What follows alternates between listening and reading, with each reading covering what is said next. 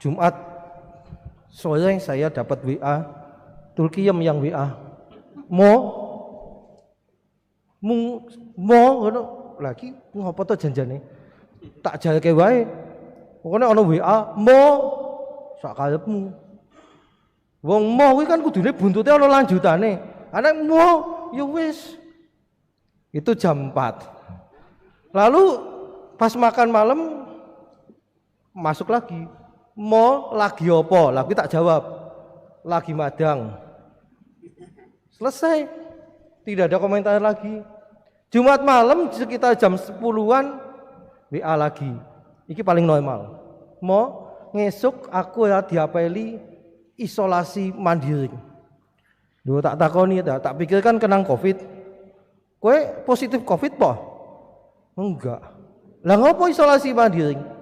Wegah diapeli. Biasanya seneng diapeli kok kali ini diapeli kok wegah.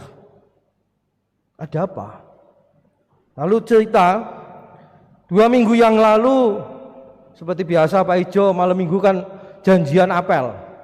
Ap dipetuk jam 7. Ap jajan neng Lamongan. Lelene enak. Karena sudah disiapkan katanya mau diapeli jam 7, wis jam 4 Tulkiem wis adus. Kungkum nganggo banyu sabun ben wangi. Kemudian milih baju. Ini para ibu-ibu dan teman-teman yang perempuan ini mungkin lebih tahu. Ibu-ibu perempuan itu nek milih baju itu kan ora gampang. Nek bapak-bapak ngono sing penting nganggo katok nganggo kelambi mangkat gitu kan. Embu matching apa ya wis embuh. Tapi bagi perempuan itu kan iki nek bawahane kaya ngene, dhuwure pas apa ya nganggo sing kiye, jambon kaya kuning pas apa malah warnane aneh. Iki nek warnane oranye, apik apa malah kaya belalang, mengkilap ngono. Itu kan dipikir macam-macam ngono ki. Wis aduse suwe, gamas, persiapan kelambi dan 6:30 sudah standby. Ngenteni ning ruang tamu mbok si Pak Ijo jedul. Ditunggu sampai jam 7, urung tekan di WA. Jo nang ngendi? OTW. Yo nek OTW kira-kira 10 menit maning tekan. Jam itu seperempat di WA maning. Tekan ngendi? Tekan dalan. 7:30 belum sampai lagi. Kene ngendi? Pom bensin. Pokoknya sampai ditunggu sampai jam 8 baru jedul. Yo hawane panas kayak kiye. Mesti bae make up Tulkiem luntur kabeh. Pak Ijo datang dan tiba-tiba ketemu Tulkiem langsung ngakak. Kowe sing ngapa guyu? Wong wis telat malah guyu. Delengen raimu olang paleng. Tulkiem semakin jengkel sudah telat sih digeguyu mergo make up luntur. Lalu Tulkiem mengatakan, "Kok aku maksa salah apa, Jo? Wong janjiane jam itu kok jam 8 lebih tekan anyong wis adusutkan jam 4." Jawabannya Pak Ijo apa? Sapa sing bentah kon adus jam 4 buk janjane jam 7 dan yang jam 4 adus salahmu dewek. Akhirnya malam minggu yang lalu bukan apel perdamaian tapi malah ribut. Dan akhirnya enggak mau diapeli sementara ini. Sampai situ saja Bapak Ibu. Saudara sekalian, apa yang terjadi dengan si Pak Ijo dan Tulkiem itu pengalaman kita sebetulnya. Di satu sisi kita gampang berjanji, tetapi di sisi lain gampang mengingkari janji. Bahkan seperti Pak Ijo tadi, jelas dia yang mengingkari janji, janjian jam itu tekannya jam 8, tapi malah sing disalahna si Tulkiem. Salah dewek aduse kegasikan janjian jam itu kok aduse jam 4. Itu yang terjadi. Dan hari ini bacaan-bacaan ini juga sebetulnya nyinggung-nyinggung soal janji. Bacaan pertama itu menggambarkan, sebentar ini mesti lap keringet iki. Saya lap itu bukan karena make up ben ora luntur ya. Panase pol ya. Nah, bacaan pertama itu menggambarkan bangsa Israel yang protes kepada Yahweh. Mereka merasa Yahweh itu ingkar janji. Yahweh itu kan berjanji menyelamatkan orang yang taat kepadanya. Nah sekali ini bangsa Israel melihat ini Yahweh itu gimana sih? Wong jelas ana wong sing berdosa, wong sing jahat, wong sing ora percaya, wong sing munafik. Kan kudunya dihukum. Loh kok malah dibelani Yahweh? Masih diberi keselamatan. Bangsa Israel protes. Israel itu kan bangsa Israel, bangsa yang dalam tanda kutip mandang sombong. Bangsa pilihan, bangsa sing selalu dibelani Gusti Allah, Yahweh. Mereka merasa, loh keselamatan itu hak kami. Nah itu bangsa-bangsa lain yang tidak percaya lah kok diselamatkan. Kalau begitu Yahweh ingkar janji. Nggak benar itu tindakan Yahweh. Itu kan pertama protesnya bangsa Israel. Tapi Yahweh menunjukkan apa? Menunjukkan ini. Sebetulnya yang ingkar janji itu sapa ta janjane? Aku Yahweh apa kowe wong Israel? Buktinya apa? Yahweh menunjukkan dia tidak ingkar janji. Dia berjanji memberikan keselamatan kepada mereka yang taat kepadanya. Dan Yahweh menunjukkan, kalau bangsa lain, walaupun itu bangsa yang selama ini dianggap tidak percaya, tapi kemudian sekarang percaya, ya tak selamat ke. Sementara kamu, wong Israel, walaupun saya berjanji, Yahweh berjanji ngewangi kowe, tapi nek saiki kowe saya setia tak tinggal. Jadi perjanjiannya kan yang percaya selamat, yang tidak percaya enggak selamat. Nah, percaya itu bukan soal, loh dulu kan saya percaya. Yahweh tidak memikirkan itu. Bangsa Israel protes, loh itu bangsa-bangsa lain dulu tidak percaya, kok sekarang diselamatkan? Ya kan dulu enggak percayanya, sekarang percaya kok. Jadi Yahweh tidak ingkar janji. Dia menepati janjinya, orang yang percaya kepadanya selamat, yang tidak percaya binasa itu. Bukan Yahweh yang membinasakan. Ketidakpercayaan mereka membuat mereka masuk dalam kebinasaan, salah dewe.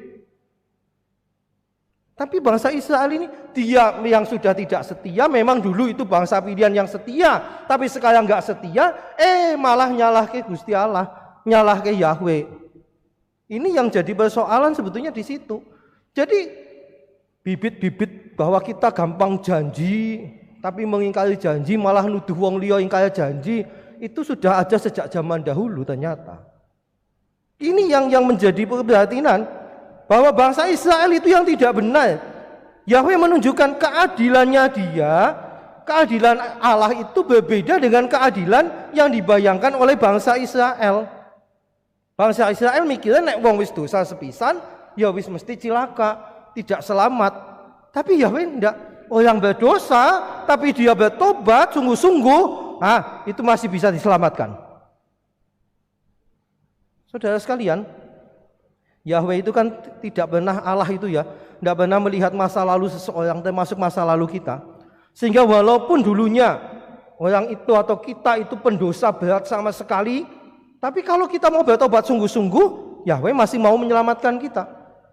Sebaliknya tidak usah sombong, menyombongkan masa lalu. Dulu kakek saya, nenek saya, mbah buyut, segala macam dikerahkan. Itu orang Katolik yang setia taat. Lah kuwi mbahmu, buyutmu, bapakmu, mbokmu. Kamu sendiri bagaimana? Ya, saya memang sekarang itu Katoliknya mandan orang genah. Lah ya wis salahmu dhewe. Bukan karena bapak saya, nenek saya lalu saya selamat. Kok penak temen selamat kok menunut? Bukan itu sebetulnya. Kita tuh kadang-kala masih jatuh di situ. Sudah menyalahkan Yahweh, masih menuntut lagi. Loh bapak saya kan rajin berdoa, ibu saya tuh novena setiap malam. Lah kuwi mbokmu wong kok sembahyang tahu lah kok. Ini menunjukkan Yahweh minta kita mempertanggungjawabkan iman kita secara personal, bukan nunut bapaknya, nunut mbahnya, nunut bojone, nunut ndak, pribadi. Itu yang diharapkan. Nah saudara sekalian, bukti bahwa Allah itu tidak pernah memperhitungkan dosa masa lalu asal kita mau bertobat. Contohnya sebetulnya banyak banget loh. Orang-orang kudus ya. Mungkin kita yang paling hafal Agustinus, sing ditangisi mbokne Santa Monica sampai akhirnya bertobat selamat malah jadi uskup. Agustinus. Tapi jangan lupa Paulus. Yang bacaan kedua tadi kan Paulus yang nulis. Loh Paulus ketika dia jadi penganiaya jemaat, semangatnya Paul. Semangat banget jadi penganiaya. Tapi lihat, begitu bertobat, ketemu Yesus, dijumpai Yesus di tengah jalan ke Damsyik itu, Paulus kan bertobat. Lihat pertobatannya luar biasa. Mbiyen nganiaya jemaat semangatnya luar biasa, total boleh menganiaya.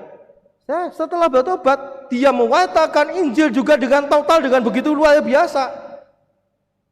Selamat, jadi santo. Sejajarkan dengan Petrus. Loh, Petrus itu juga murid Yesus yang luar biasa. Tapi jangan lupa Petrus pun pernah jatuh kan? Apa? Menyangkal, bukan menyangkali. Kalau menyangkali itu mungkin mau mandi. Petrus menyangkal Yesus. Tapi kan Yesus bertanya, apakah engkau cinta padaku? Iya, gembalakanlah domba-dombaku. Kamu cinta padaku? Iya, gembalakan 3 kali. Yesus tidak mengingat-ingat itu Petrus pernah menyangkal dia. Nah, tapi yang penting adalah niat untuk bertobat. Dan saudara sekalian yang terkasih, bacaan kedua menunjukkan Santo Paulus juga mengajak kita sehati dan sepikir meninggalkan masa lalu kita, yang penting mengarahkan pandangan kita pada keselamatan.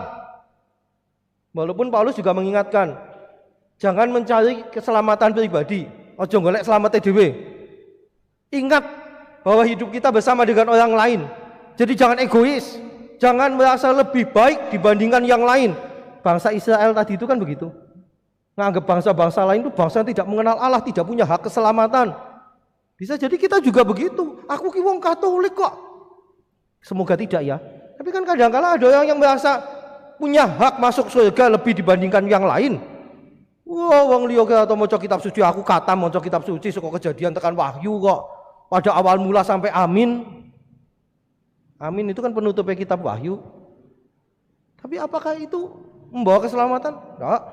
Paulus menegaskan kesombongan semacam itu justru akan membawa pada ketidakselamatan, pada kebinasaan. Maka orang diajak untuk menjadi rendah hati. Bahkan Paulus menunjukkan rendah hati itu nyontoh mengikuti teladan Yesus Kristus yang walaupun dia Allah tapi mau menjadi manusia. Bahkan sampai mati pun sampai disalib. Ini teladan kerendahan hati. Ojo dumeh gitu loh, wong Jawa ki ngomong ojo dumeh. Dumeh Gusti Allah njo sak kepenake, dumeh wong sugih, dumeh wong pinter, dumeh pejabat. Nek wis dumeh ki wis jan segala yang baik, tapi ana dumeh itu api elek dadi elek kabeh hilang. Positifnya hilang semua jadi negatif kabeh. Itu. Dan Paulus mengingatkan sebetulnya rendah hati hidup sebagai anak-anak Allah itu kan janji baptis kita. Loh, kita tuh janji baptis kita tuh kan percaya kepada Allah dan membiarkan diri diangkat menjadi anak-anak Allah yang mestinya hidup sesuai dengan kehendak Allah. Itu janji baptis kita loh janjane.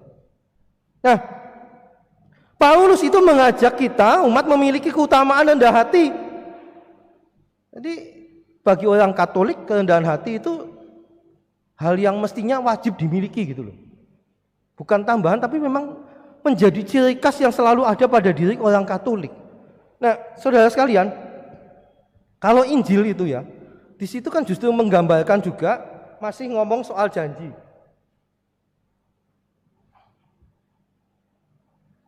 Injil masih ngomong soal janji.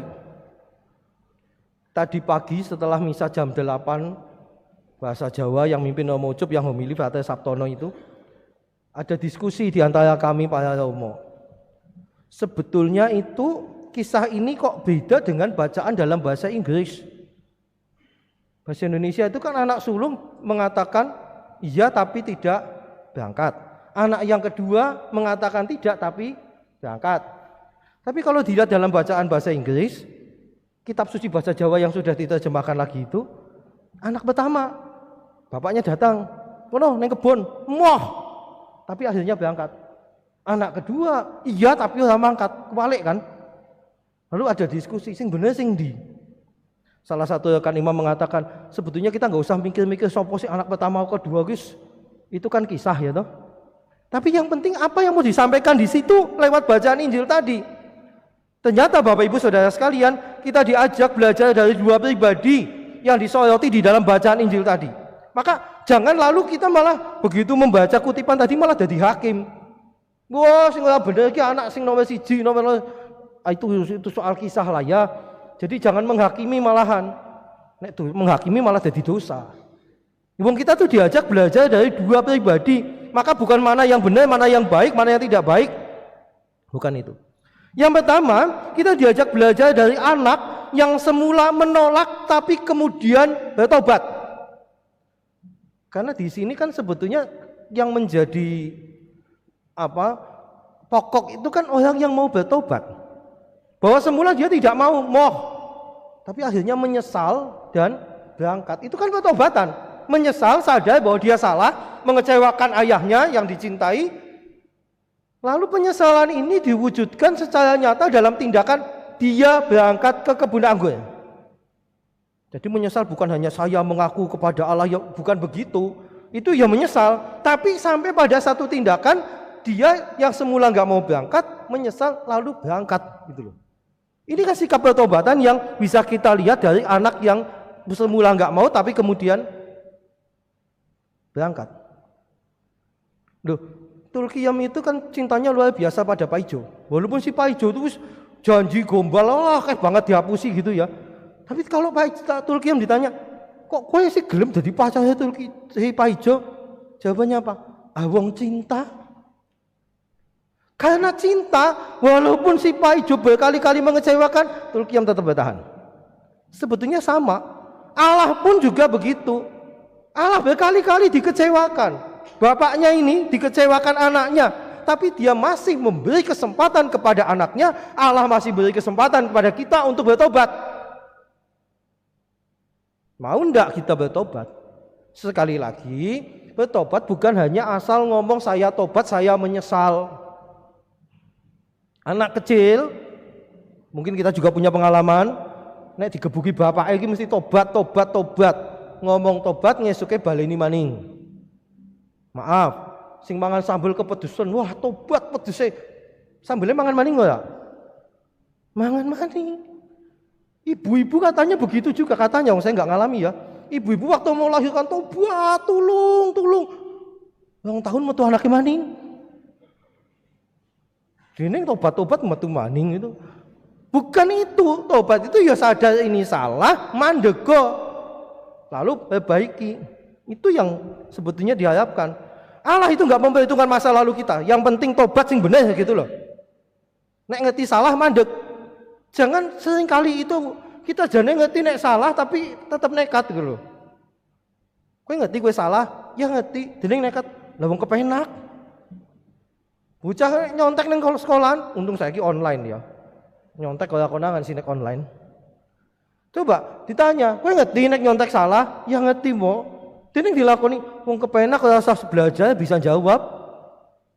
Yang lain ngerti kowe salah, ngerti. Dene dilakoni wong kancane biya. Itu kan sering kali kita begitu, tahu salah tapi tidak mau berhenti. Padahal artinya kalau kita itu bertobat dia ngerti salah ya mantep. Wis mandek, merasa macam-macam. Lalu kadang-kala ini kan bulan kitab suci ya. Kita baca kitab suci, dilalah nemu ayat, waduh ayatnya nyindir aku gitu. Bukannya bertobat karena merasa disindir kitab suci. Nek kaya ngono nek maca kitab suci bagian gue dilumpati. Aman. Baca kitab suci golek sing pas. Sing ora pas dibuang. Ini kan artinya kita tidak mendengarkan apa yang menjadi kehendak Allah. Nah, yang kedua kita belajar dari anak yang tadi mengiyakan tapi jebul ora dijalani. Ku akeh tunggale kuwi. Kadang-kala aku ya kaya ngono kuwi. Sing penting tak iyani dhisik. Soal kelakon apa yang aku dhisik. Kadang-kala kita terlalu gampang begitu. Enggak, nggih mboten kepanggih. Ini begini ya. Nggih. Tekan gone mbuh. Ini anak kedua, mudah mengiyakan tetapi tidak melakukan apa yang dijanjikan. Di situ kita diajak belajar bahwa kita mesti memiliki kesatuan hati, pikiran dan karya kita. Yang muncul di dalam hati itulah yang diungkapkan dalam kata-kata. Dan yang kita ungkapkan dalam kata-kata itulah yang kita pikirkan dan kita perjuangkan. Termasuk janji. Nek janji teko jam itu ya jam itu kurang wis tekan mestine. Nek janji misalkan anak sekolah mulai tahun ajaran baru itu biasanya janji akan belajar lebih rajin. Ya sinau sing lebih rajin. Aja mung seminggu rajin baru hilang maning. Ini kan janji, bagaimana janji ini dijalani? Biasanya awal tahun ajaran itu kan bukunya si apik-apik polos-polos apik kesik gitu ya. Esok janji aku lebih rajin nyatet, seminggu tok nyatet bae kuwi mbuh fotokopi. Nah, ini kan kita gampang janji. Janji baptis, kita semua yang sudah dibaptis, coba janjinya apa? Apalagi janji perkawinan, bagi saya janji imamat. Gampang temen lengoni janji. Tetapi apakah kita memperjuangkan hati, pikiran, dan usaha saya untuk mewujudkan janji itu? Nah, Bapak Ibu, para saudara sekalian yang terkasih, kita diingatkan lewat bacaan-bacaan hari ini soal janji tadi. Ojo gampang menjanjikan, tapi nek wis dijanjike, perjuangkan, lakonono sing wis dijanjike. Ya sudah dijanjikan, jalankan. Tapi jangan mudah membuat janji. Lalu yang kedua, jangan merasa lebih baik dari yang lain. Jangan merasa keselamatan itu hak saya saja. Justru kita diajak Santo Paulus membagikan keselamatan, jangan egois, bagikan keselamatan pada orang lain. Dan yang ketiga, kita semua saapik-apik awake dhewe iki mesti duwe dosa. Pasti punya salah. Menyesallah, bertobatlah. Maka keselamatan akan kembali diberikan kepada kita. Amin.